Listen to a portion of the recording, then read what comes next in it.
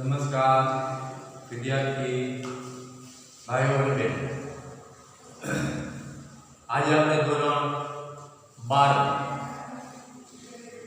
પ્રકરણ 5 કે જેમાં આપણે વ્યાપ્તિકરણ અને અન્વેષણ વૈજ્ઞાનિક રીતિઓ વિશે ગયા તાસની અંદર એના મુદ્દાઓ વિશે વાત કરી। એને જ પાઠમાં આજે આપણે બાકી રહેલા જે મુદ્દાઓ છે કે વ્યાપ્તિકરણની સાદી ગણનામૂલક વ્યાપ્તિ એટલે શું કે જે અનુભવ આધારિત છે એને આપણે વાત કરી। એના પછી કેટલા અર્થ સર્વ તરફ જવાની આ પ્રક્રિયા છે। વ્યાપ્તિકરણનો સીધો અર્થ એવો થાય કે વ્યાપ્ત એટલે ફેલાઈ જાય, બધે જ સમગ્ર જગ્યાએ લાગુ પડે આ વ્યાપ્ત છે। વ્યાપ્તિ એટલે કે દરેકને આવરી લે, વ્યાપ્ત। હવે એ વ્યાપ્તિની અંદર કેટલીક બાબતો એવી છે કે જે આપણે ગયા ક્લાસમાં પણ જોયું કે ભાઈ કેટલાકનું નિરીક્ષણ કરવું જોઈએ અને એના આધારે બાકી રહેલા જે બાબતો છે, ઘટના છે, પ્રસંગ છે એનું અનુમાન આપણે જે કરીએ છીએ એના દ્વારા આપણે સત્યની નજીક પહોંચીએ છીએ। હવે આ છે વ્યાપ્તિકરણ। એટલે વ્યાપ્તિકરણનો સીધો અર્થ એ થાય કે કેટલાક પરથી સર્વ તરફ જવાની પ્રક્રિયા।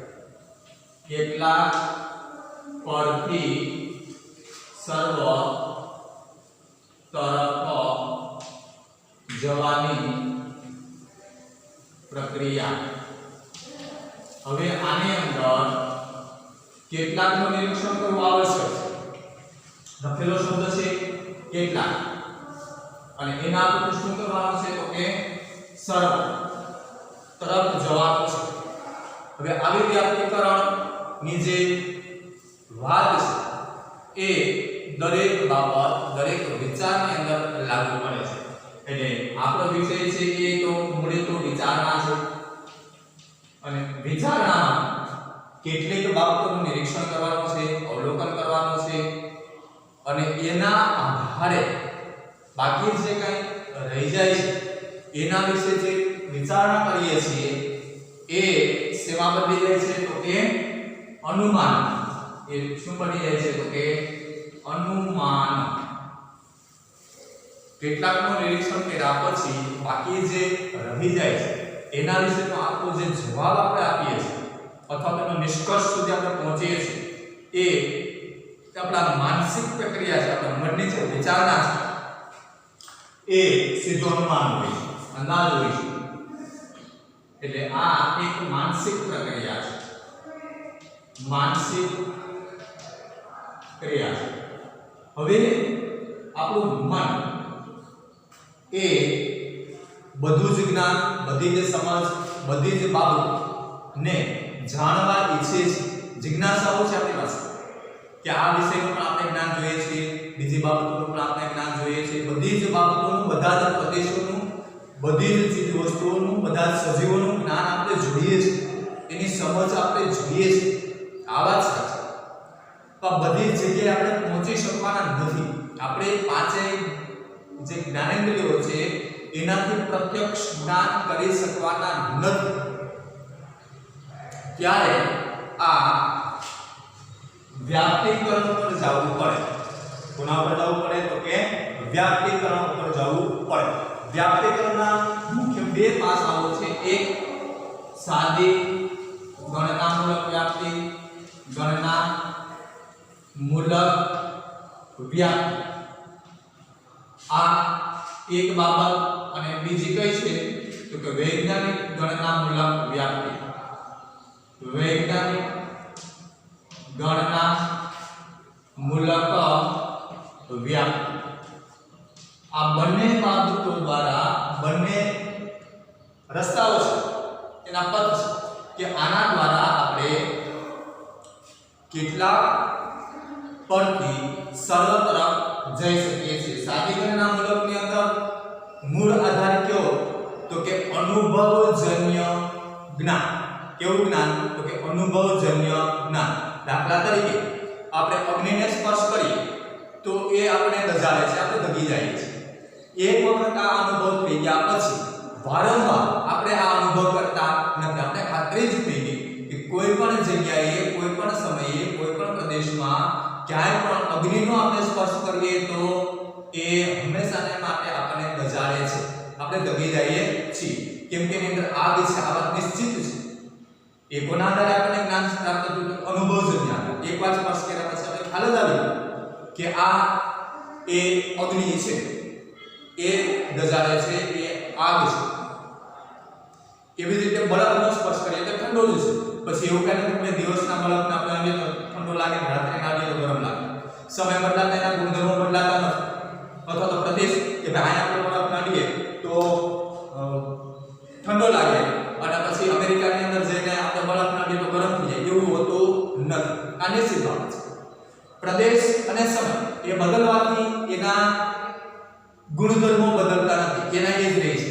અને એના આધારે આપણે એ વાત એક સત્ય હકીકત સુધી પહોંચી શકીએ છીએ કે જે વસ્તુનો અનુભવજન્ય જ્ઞાન છે એના આધારે આપણે કેટલીક જ બાબતોનું નિરીક્ષણ કર્યું છે, છતાં પણ એક સત્ય સુધી તો આપણે પહોંચી શકીએ છીએ કે બધી જગ્યાએ આ બાબત આવી જ હોય છે. આ એક હવે આપણે જવાનું છે એ બીજા રસ્તા જેને વૈજ્ઞાનિક વ્યાપ્તિ કહેવામાં આવે છે. કે વૈજ્ઞાનિક વ્યાપ્તિ સાદી કરીને નામનો વ્યાપ્તિ છે, અનુભવજન્ય છે, અનુભવથી કરેલો જ્ઞાન અને એના આધારે કેટલાક ઉપરથી સર્વ તરફ જવાની વાત છે. બીજી જે બાબત છે એ વૈજ્ઞાનિક બાબતના પ્રયોગાત્મક છે, એના સિદ્ધાંતો થાય છે કે ભાઈ આના કારણે કેટલાક ઉપરથી સર્વ તરફનું નિરીક્ષણ કરી શકાય છે અને એના આધારે આપણે સત્યની બિલકુલ નજીક જઈ શકીએ છીએ. એટલે એનો આ જવાબ હંમેશા માટે કોઈ પણ સમસ્યા હોય, કોઈ પણ પ્રશ્ન હોય તો એના જવાબ મેળવવા માટે આપણા મનની અંદર જે વિચારના જે પ્રશ્ન થાય એના જવાબ માટે આપણું મન જે પ્રક્રિયા વિચારણા કરશે એ લગભગ અનુમાન ઉપર જતી રહી છે અને એ અનુમાનમાંથી આપણે જે નિષ્કર્ષ કાઢીએ છીએ એમાં વૈજ્ઞાનિક વ્યાપ્તિ અનુભવ સિવાય અનુભવ તો છે એના સિવાય પ્લસ પોઈન્ટ પણ છે કે આવી બાબતોથી આપણે વિચાર કરવાની રીત અપનાવીએ, વિચારીએ તો લગભગ સત્યની નજીક આપણે પહોંચી જઈએ છીએ અને એ જવાબ એ બિલકુલ નજીકનો જ હોય છે જ આપણે કહી શકતા નથી. શા માટે? આગળ આપણે શીખી ગયા કે ભાઈ આની અંદર કેવો આ વ્યાપ્તિ લક્ષી દલીલ છે, કેવી છે તો કે વ્યાપ્તિ લક્ષી દલીલ અને એમાં આધાર વિધાન અને ફલિત આ બંને વચ્ચે સંબંધ કેવો છે તો કે સંભવિતતા સંબંધ રહેલો છે. કોની વચ્ચે તો કે આધાર વિધાન અને ફલિત. એટલે સંભાવનાઓ છે, શક્યતાઓ છે જ એવું આપણે 100% તો કહી શકતા નથી, કારણ કે એમાં કદાચ અપવાદ પણ હોઈ શકે. કોઈ અપવાદ નીકળે તો આપણી વાત ખોટી પણ સાબિત થઈ શકે, પણ એવું નથી હોતું હોય છે અથવા તો અપવાદના જ સ્વરૂપમાં હોય છે. નહીંતર મોટે ભાગે એ નિષ્કર્ષ અનુમાન વ્યાપ્તિકરણનું કેટલાક અર્થી સર્વ તરફ જવાની જે પ્રક્રિયા છે બિલકુલ સત્યની નજીક હોય છે. આપણે એની નજીક પહોંચી જઈએ છીએ. હવે એમાં વૈજ્ઞાનિક વ્યાપ્તિની અંદર શું છે એમાં આપણે જવાનું છે કે વૈજ્ઞાનિક રીતે આપણે આ વાતને કઈ રીતે સમજી શકીએ. કેટલીક હકીકતોના વૈજ્ઞાનિક નિરીક્ષણ પરથી વૈજ્ઞાનિક પદ્ધતિને સંપૂર્ણપણે અનુસરીને સ્થાપવામાં આવેલી વ્યાપ્તિને વૈજ્ઞાનિક વ્યાપ્તિ કહે છે. કેટલીક હકીકતોને વૈજ્ઞાનિક નિરીક્ષણ પરથી, એટલે આમાં પણ એ પાસું તો છે. કયું તો કે ભાઈ કેટલીક હકીકતોનું નિરીક્ષણ કરવું, કેટલીક હકીકતોનું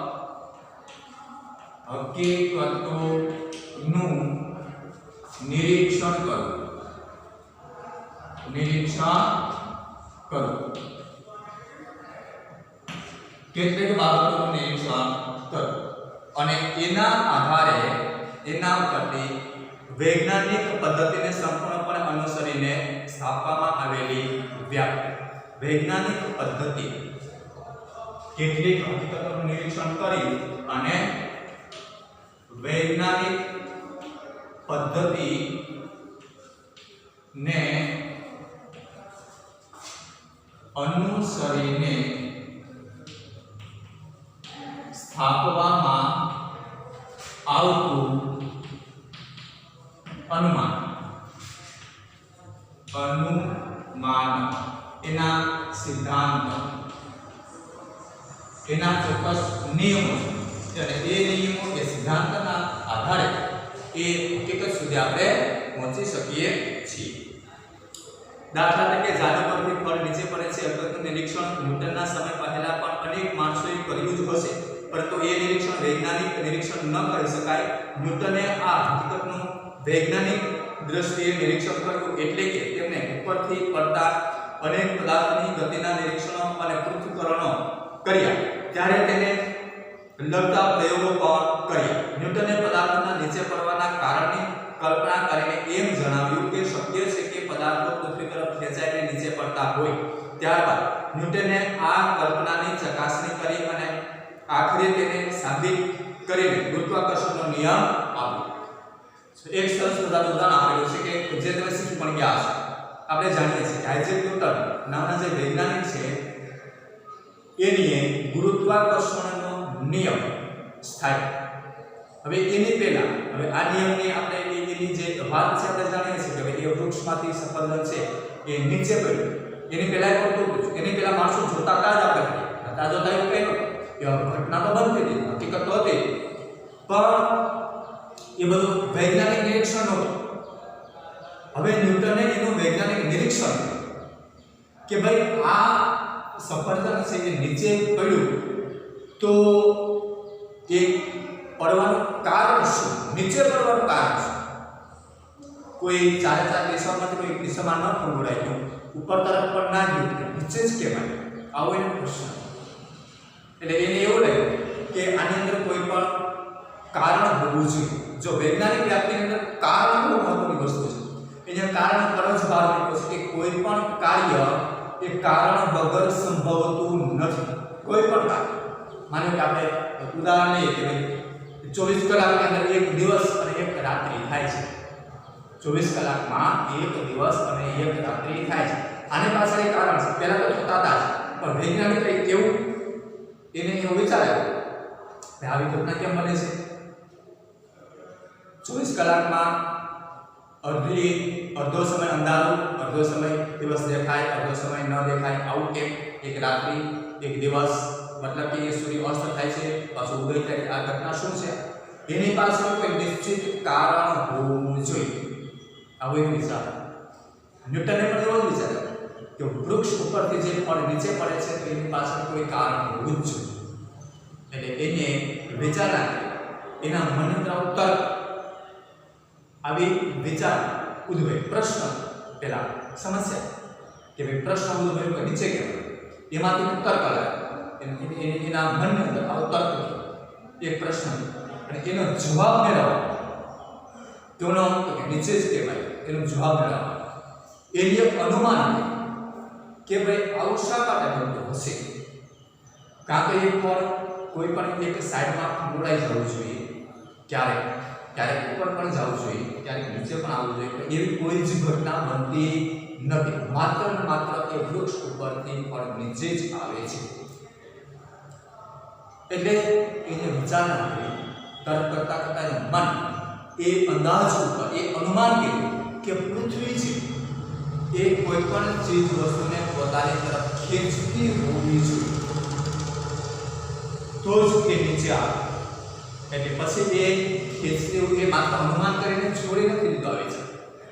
પછી એનો પ્રયોગ કે ભાઈ ખરેખર આ વાત સાચી છે અને સાબિત કરી દીધું કે ભાઈ પૃથ્વી છે એ દરેક વસ્તુને પોતાની તરફ ખેંચે છે.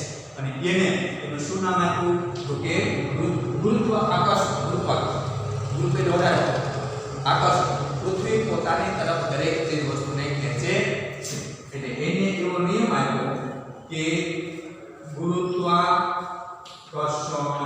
પૃથ્વી પોતાની તરફ દરેક ચીજ વસ્તુને ખેંચે છે. એના કારણે એને કારણ ગોતવાનું હતું. જો વૈજ્ઞાનિક પદ્ધતિ દ્વારા વ્યાપ્તિકરણની અંદર કેટલાક પ્રતિસરો તરફ જવા માટે વૈજ્ઞાનિક વ્યાપ્તિમાં એને સીધો નિયમ બતાવ્યો કોઈ પણ ઘટના બને એની પાછળ નિશ્ચિત કોઈ કારણ હોય છે. કારણ વગર કોઈ કાર્ય સંભવી શકે નહીં. એટલે એને સાબિત કરી દીધું કે ભાઈ પૃથ્વી પોતાની તરફ દરેક ચીજ વસ્તુને ખેંચે છે અને એના કારણે વૃક્ષ ઉપરથી ફળ કે નીચે પડે છે, સફરજન નીચે પડે છે. એટલે કહેવાનો એ છે કે કાર્ય કારણનો સંબંધ, કાર્ય કારણ. હવે આ કાર્ય કારણનો જે સંબંધ છે એ વ્યાપ્તિ તરફ કઈ રીતે લઈ લેજો સંબંધ. હવે આને અને વ્યાપ્તિ તરફને શું લેવા દેવા? સીધી વાત છે. આ વિજ્ઞાનનો પ્રશ્ન છે, આપણે બધાનું છે તર્કમાં, વિચારણામાં, અનુમાનમાં, વ્યાપ્તિમાં, છતાં એને એવું સાબિત કરી દીધું કે આ બાબત છે એ વ્યાપ્તિમાં ખૂબ જ ઉપયોગી છે, બહુ ઉપયોગી છે. કઈ રીતે? કે કોઈ પણ કાર્ય કરવા માટે જે કારણ, મૂળભૂત કારણ છે એ જવાબદાર હોય અને એ કારણને લીધે જે પરિણામ આવે છે, જે ઘટના બને છે એમાં જે મૂળભૂત કારણ છે એના કારણે જે ઘટના બને છે એ ઘટના કોઈ પણ જગ્યાએ, કોઈ પણ સમયે, કોઈ પણ સ્થળ ઉપર એ બનતી હોય તો એનું કારણ એ જ હોય છે. એટલે એ સમાન કારણ જ્યાં જ્યાં આવતી હોય, સમાન કારણ, તો એના આધારે એની ઘટના પણ સમાન જ બનતી હોય છે. એના આધારે બધી જ ઘટનાઓને આપણે નિરીક્ષણ કરી શકતા નથી, પણ કેટલી ઘટનાઓનું નિરીક્ષણ કરવા પછીનું કારણ આપણે ખ્યાલ આવી કે આનું કારણ આ છે. માનો કે સૂર્ય અસ્ત થાય અને ઉગે, ઉદય થાય અને અસ્ત થાય, સૂર્યોદય અને સૂર્યાસ્ત, આ ઘટના પેલા બનતી. વૈજ્ઞાનિક એક સાબિત કર્યું કે પૃથ્વી પોતાની ધરી ઉપર 24 કલાકમાં એક આંટો ફરે છે. એના કારણે પૃથ્વી એ સૂર્યની પોતાની ધરી ઉપર પણ ફરે છે. એટલે સૂર્ય એની સીધી દિશામાં જ્યાં દિવસ બની જાય છે, જ્યારે એ પૃથ્વી ફરતા ફરતા પાછળનો ભાગ આવે છે ત્યાં રાત્રિ પડી જાય, કેમ કે ત્યાં સૂર્યનો પ્રકાશ પહોંચી શકતો નથી. એટલે પોતાની ધરી ઉપર પૃથ્વી ફરે છે. એના કારણે જો બરાબર કારણ એના કારણે 24 કલાકમાં એક રાત્રિ અને એક દિવસ પૂરા થાય છે. આ મૂળ કારણ છે. રાત્રિ અને દિવસનું મૂળ કારણ કેવું? તો કે પૃથ્વી પોતાની ધરી ઉપર 24 કલાકમાં એક આંટો પૂરો કરે છે અને એના કારણે સૂર્ય જ્યાં સૂર્ય સ્થિત છે, હવે જ્યાં તેની સામેની પૃથ્વી આવેલા એ સૂર્યપ્રકાશ આવી જાય છે એટલે દિવસ થઈ જાય. ધીમે ધીમે કરતા કરતા પૃથ્વી પડીને પાછળના ભાગમાં જાય એટલે ત્યાં સૂર્યનું અજવાળું પહોંચતું નથી, ઉજાસ પહોંચતું નથી, એટલે રાત્રિ થઈ જાય. ત્યાં બીજે પૃથ્વીના કેટલાક ભાગો સૂર્યની સામે આવી જાય છે એટલે ત્યાં પાછો દિવસ થઈ જાય છે. એટલે ઘણા બધા દેશો એવા છે કે આપણે રાત્રે હોય ત્યારે ત્યાં દિવસ હોય છે, કેમ કે ત્યાં સૂર્યનો પ્રકાશ સીધો પડતો હોય છે. ત્યારે આપણા આ ભાગે છે પૃથ્વીનો એની આગળ બીજી પૃથ્વીનો હિસ્સો આવતો હોય એટલે આપણને એ સૂર્યનો પ્રકાશ મળતો નથી એટલે રાત્રિ હોય. આ કારણ. હવે એ જ કારણ કોઈ પણ દેશમાં જાય, કોઈ પણ ખંડના કોઈ પણ દેશમાં જાય તો આ ઘટના જે બને છે એની પાછળનું કારણ તો આ જ છે કે 24 કલાકમાં જે પૂરો થાય છે સૂર્ય એ આંટો, તો એનું મૂળ કારણ તો એ પૃથ્વી પોતાની ધરી ઉપર એક આંટો ફરે છે એ જ છે. જેવી રીતે અગાઉ આપણે કીધું વરસાદનું મૂળ કારણ તો બાષ્પીભવન છે. અતિશય તડકો પડે એને વરાળ થાય સમુદ્રમાંથી અને એ બાષ્પીભવનના કારણે વાદળ બંધાય અને એ ભેજવાળા પવન ત્યારે એ પાણી પાછું વરસાદ સ્વરૂપે પડે. એટલે વરસાદનું મૂળ કારણ કેવું? તો કે બાષ્પીભવન. બાષ્પીભવનનું કારણ કેવું? તો કે અતિશય તાપ, તડકો, સૂર્યનો પ્રકાશ. હવે એ ઘટના સમાન બને છે. એટલે પાણીને જો ઉકાળીએ તો એ વરાળ જ થાય છે કોઈ પણ જગ્યાએ, તો સીધી વાત છે. એટલે એનું મૂળ કારણ કયું? તો કે પાણીનું ઉકળવું, પાણીનું ગરમ થવું, એટલે વરાળ થવાની જ. વરાળ થાય એટલે સમજી લો કે પાણી ગરમ જ હોય, આ વાત નિશ્ચિત છે. આ બાબત એ કારણ તરફ આપણે લે છે, કારણ દ્વારા આપણે જાણી શકીએ છીએ આ ઘટના બને છે. વૈજ્ઞાનિક વ્યાપ્તિની વિશિષ્ટ લાક્ષણિકતાઓ જોઈએ તો એમાં વ્યાપ્તિના એક પ્રકાર તરીકે વૈજ્ઞાનિક વ્યાપ્તિની પણ વિશિષ્ટ લાક્ષણિકતાઓ છે. આ 3 લાક્ષણિકતાઓ અને તેમની સમજૂતી પણ આ મુજબ છે. જો વૈજ્ઞાનિક વ્યાપ્તિને વૈજ્ઞાનિક નિરીક્ષણ અને પ્રયોગનો સબળ ટેકો હોય છે. વૈજ્ઞાનિક વ્યાપ્તિ છે એ પોતાના સિદ્ધાંતો પ્રયોગો પર આવે છે. વૈજ્ઞાનિક નિરીક્ષણ અને એના આધારે પ્રયોગ. વૈજ્ઞાનિક જે વ્યાપ્તિ છે એની અંદર શું છે?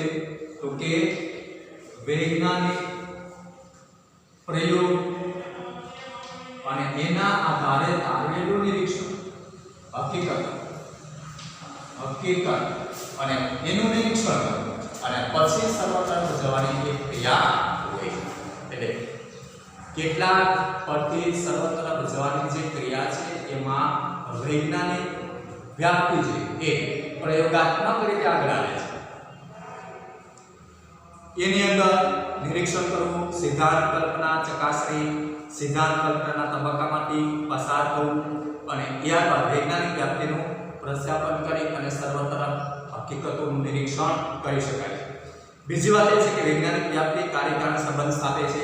આપણે આગળ જોયું કે વૈજ્ઞાનિક વ્યાપ્તિ છે કોઈ પણ ઘટનાએ જ્યાં જે ઘટના બનતી હોય તેની પાછળ મૂળ કારણ હોય, એ કારણ જ્યાં જ્યાં જવાબદાર હોય છે ત્યાં એ ઘટના બનતી જ હોય છે અને એ ઘટના જ્યાં જ્યાં બની હોય છે તેનું મૂળ કારણ લગભગ સમાન જ હોય છે. એટલે એની અંદર કાર્યકારણનો સંબંધ પણ હોય છે. વૈજ્ઞાનિક કાર્ય ઘટનાનું નિરીક્ષણ કરી તેના કારણ અંગેનો સિદ્ધાંત કલ્પના કરી આખરે તેનું કારણ શોધી કાઢવાનું છે. આમ વૈજ્ઞાનિક વ્યાપ્તિમાં કાર્યકારણ સંબંધની શોધ હોય છે. દાખલા તરીકે સર્વ પદાર્થો ગરમીથી ફૂલે છે કે વિધાન ગરમી અને ફૂલવા વચ્ચેનો કાર્યકારણ સંબંધ સ્થાપે છે. એ જ રીતે સર્વ તેલી પદાર્થો જલ્દીથી સળગી ઉઠે છે. એ વૈજ્ઞાનિક વ્યાપ્તિ તેલી પદાર્થો અને જલ્દીથી સળગવાનો વચ્ચે કાર્યકારણ સંબંધ સ્થાપે છે. કોઈ પણ પદાર્થને ગરમ કરવાથી તે ફૂલે છે. આ વૈજ્ઞાનિક વ્યાપ્તિ એ પ્રયોગાત્મક એટલે કોઈ પણ જગ્યાએ કોઈ પણ સ્થળ પર કોઈ પણ ઘટના જેના પ્રયોગ કરવામાં એનું પરિણામ સમાન જ આવવાનું છે એ ફૂલે જ છે. એના સિવાય વૈજ્ઞાનિક વ્યાપ્તિમાં કાર્યકારણનો નિયમ અને પ્રકૃતિની એકરૂપતાનો નિયમ એ બે તાત્વિક આધારો સ્વીકાર્ય કરવામાં આવ્યા છે. કાર્યકારણનો નિયમ અને પ્રકૃતિની એકરૂપતા. એ એવું કીધું કે આ કાર્યકારણનો નિયમ આ એક. બીજી વાત કરી તો કે પ્રકૃતિની એકરૂપતા. પ્રકૃતિની એકરૂપતા. હવે પ્રકૃતિની એકરૂપતા મતલબ શું? તો કે ભાઈ અગ્નિશીલ દજાડે દરેક જગ્યાએ દજાડે છે. આ પ્રકૃતિના તત્વો છે. ગુલાબનું ફૂલ છે કે સુગંધિત છે તો ગમે તે જગ્યાએ જાય કે ગુલાબનું ફૂલ સુગંધ આપે છે. આ પ્રાકૃતિક તત્વો છે. એની અંદર સમાનતા છે. એટલે સ્થળ બદલવાથી કે સમય બદલવાથી કાળ કે સ્થળે સમય બદલી જાય અથવા તો જગ્યા બદલી જાય તો એ પ્રકૃતિના તત્વોમાં એના ગુણધર્મોમાં કંઈ પરિવર્તન આવતું નથી. એ સમાન હોય છે. દાખલા તરીકે સ્વાદની વાત કરીએ આપણે તો લીંબુ છે હંમેશા માટે ખાટું હોય છે. લીંબુનો સ્વાદ કેવો હોય છે તો કે ખાટો હોય છે. તો એ કોઈ પણ જગ્યા ઉપર અથવા તો કોઈ પણ સમય આપણે એનો ટેસ્ટ કરીએ તો એ ખટાશ જ આવશે. આપણે પ્રકૃતિના તત્વો છે. એવું નથી કે ભાઈ દિવસના એ ગળ્યું લાગીને રાત્રિના ચાખી તો ખાટું અથવા એક પ્રદેશ અંદર જાય તો ત્યાં તો લીંબુનો સ્વાદ એ મીઠો લાગે અને એનું એ લીંબુ પાછું બીજા પ્રદેશમાં જાવ તો જાય ખાટું લાગે. એવું સંભવી શકે નહીં. આપણે કહ્યું કે પ્રકૃતિની એકરૂપતા છે. એના ગુણધર્મો એ સમાનપણે રહેલા છે. એના આધારે બધી જગ્યાએ આપણે લીંબુની ચકાસણી કરી નથી, એનો નિરીક્ષણ કર્યું નથી, એનો ટેસ્ટ કર્યો નથી, પણ એ નિશ્ચિત હકીકત સુધી આપણે પહોંચી શકીએ કે જેટલા લીંબુનો આપણે સ્વાદ અથવા ટેસ્ટ કર્યો છે જ્યારે પાંચે જ્ઞાનેન્દ્રિયમાંથી કોઈ પણ એક જ્ઞાનેન્દ્રિય દ્વારા જે આપણે અનુભવ કર્યો છે એનું નિરીક્ષણ કર્યું છે પ્રત્યક્ષ. આપણે પ્રત્યક્ષ નિરીક્ષણ તો કરેલું જ હોવું જોઈએ. સીધું અનુમાને આપણે કરી શકતા નથી. આ પહેલી વાત છે. કેટલીક હકીકતોનું નિરીક્ષણ કરવું. બરાબર યાદ રાખજો. કેટલીક હકીકતોનું નિરીક્ષણ તો કરેલું હોવું જોઈએ. સીધું અનુમાન થઈ શકતું નથી. એટલે લીંબુ આપણે ચાખેલું તો હોવું જોઈએ. આપણે ખ્યાલ હોય કે આ ખટાશવાળું છે અને એમાં જ્યાં આપણે આનો સ્વાદ લીધો હોય ત્યાં ખટાશ જ લાગે છે. એના ઉપરથી એ નક્કી કરી શકીએ આપણે કે ભાઈ લીંબુ છે કે કોઈ પણ જગ્યાએ કોઈ પણ સ્વરૂપ પર કોઈ પણ સમય એનો સ્વાદ હંમેશા માટે ખાટો જ હોય છે. આનું કારણ કોના પર ધ્યાન આપ્યું તો કે જ્યારે આપણે એનો ટેસ્ટ કર્યો છે એની ચકાસણી કરી છે ત્યારે એમાં ખટાશ જ હોય છે. આ સાબિત આપણે પ્રત્યક્ષ એનું જ્ઞાન લીધું છે અને એના આધારે આ હકીકત આપણે આપી છે અને એ સત્ય હોય છે. એટલે આવી રીતે આપણે કેટલીક બાબતોના નિરીક્ષણ પરથી સર્વ જ્ઞાન બધી જ ચીજો વસ્તુ એક સમાન બનતી હોય, સમાન ગુણધર્મો ધરાવતી હોય, એમાં કેટલીક બાબતોનું નિરીક્ષણ કરેલું હોય તો પછી જે બાકી રહેલી જે બાબતો છે એની વસ્તુ તો એનો આપણે સીધો જવાબ આપી શકીએ જે લગભગ યથાર્થ હોય છે. એની યથાર્થતા સુધી આપણે પહોંચી શકીએ છીએ. એ અનુમાન લગભગ આપણું સત્ય હોય છે, સાચું હોય છે અથવા તો સત્યની બિલકુલ નજીક હોય છે. આ છે અને એમાં વૈજ્ઞાનિક આધારો છે એ પ્રયોગાત્મક રીતે પણ થતા હોય છે અને એ પ્રયોગાત્મક રીતે પણ વૈજ્ઞાનિક આધારને લઈ અને એ સાબિતી આપી દે છે. આ બધા જ એ પ્રકૃતિની એકરૂપતાના ઉદાહરણો છે. વૈજ્ઞાનિક વ્યાપ્તિનું મૂલ્ય, જેવી રીતે આપણે સાદી ગણનાત્મક વ્યાપ્તિનું મૂલ્ય જાણ્યું એવી રીતે આપણે વૈજ્ઞાનિક વ્યાપ્તિ એટલે શા માટે જરૂરી છે, એનું મૂલ્ય શું, કિંમત શું, એના દ્વારા આપણે કેવી રીતે કેટલાક સર્વત્રનું જ્ઞાન સમજ મેળવી શકીએ એની વાત છે. આપણે જોયું કે વૈજ્ઞાનિક વ્યાપ્તિની રચના, નિરીક્ષણ અને વિવિધ પ્રયોગો દ્વારા શોધવામાં આવેલા ઘટનાઓ વચ્ચેના કાર્ય કારણ સંબંધને આપણે કરેલી હોવાથી તે ખોટી પડવાની સંભાવના લગભગ નહિવત રહે છે. આપણે જે નિરીક્ષણ કર્યું એ ખોટી પડવાની સંભાવના બિલકુલ ઓછી અથવા તો નહિવત હોય છે. શા માટે? તો કે અગાઉ એનું કેટલીક હકીકતોનું આપણે નિરીક્ષણ કરી લીધું હોય છે. આપણે જે 5 પ્રકારની ઇન્દ્રિયો છે, આંખ, કાન, નાક, જીભ અને ત્વચા, આ 5 માંથી કોઈ એક જ્ઞાનેન્દ્રિય દ્વારા આપણે એનું પ્રત્યક્ષ નિરીક્ષણ કરી લીધું હોય છે. પછી બાકી રહેલી જે બાબતો છે એમાં ઘટના બદલવાની નથી. વિષય જે બાબત આપણે નિરીક્ષણ કરીએ છીએ એમાં જે બાકી રહેલી વસ્તુ છે એનું આપણે અનુમાન કરવાનું છે. હવે એ કરી દે જે નિરીક્ષણના આધારે આપણે વૈજ્ઞાનિક વ્યાપ્તિના આધારે પ્રયોગ કરીને પણ ખાતરી કરી લીધી હોય છે. પછી એનો જવાબ એ હકીકત કે યથાર્થવાળો જ હોય છે. એટલે તેની અંદર જે જવાબ આવે છે એ હંમેશા માટે યથાર્થ અથવા તો વાસ્તવિકતા સુધી અથવા તો સત્ય સુધી પહોંચી શકાય છે અને એ હકીકત સાચી હોય છે, ખોટી હોઈ શકતી નથી. અર્થાત વૈજ્ઞાનિક વ્યાપ્તિ નિશ્ચિતતાની નજીક હોય એવા પ્રકારના કાર્યકારણ સંબંધની સ્થાપના કરે છે. આમ વૈજ્ઞાનિક વ્યાપ્તિનો આદર્શ પ્રકાર ગણવામાં આવે છે. શ્રેષ્ઠમાં શ્રેષ્ઠ, ઉત્તમ અને સારા વ્યાપ્તિકરણનો જે નિયમ છે કે વૈજ્ઞાનિક વ્યાપ્તિને શ્રેષ્ઠ કરવામાં આવે.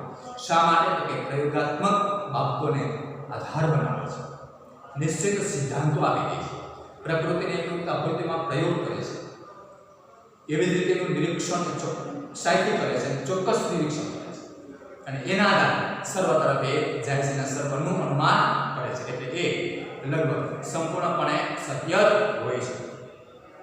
વૈજ્ઞાનિક આપણે જે વિષયને લગતી હોય તે વિષયને લગતું પૂરેપૂરું સંબંધો નિરીક્ષણથી માંડીને સિદ્ધાંત સ્થાપના સુધીના તમામ સોપાનો તેમાં થયેલો હોવાથી માણસની જિજ્ઞાસા વૃત્તિને વૈજ્ઞાનિક વ્યાપ્તિથી સંતોષ થાય છે. કેમ કે એની અંદર બધા જ પાસાઓ આવી જાય છે, એના સિદ્ધાંતને એ સ્થાપી દે છે અને એ સિદ્ધાંત દ્વારા હકીકત સુધી પહોંચી જાય છે.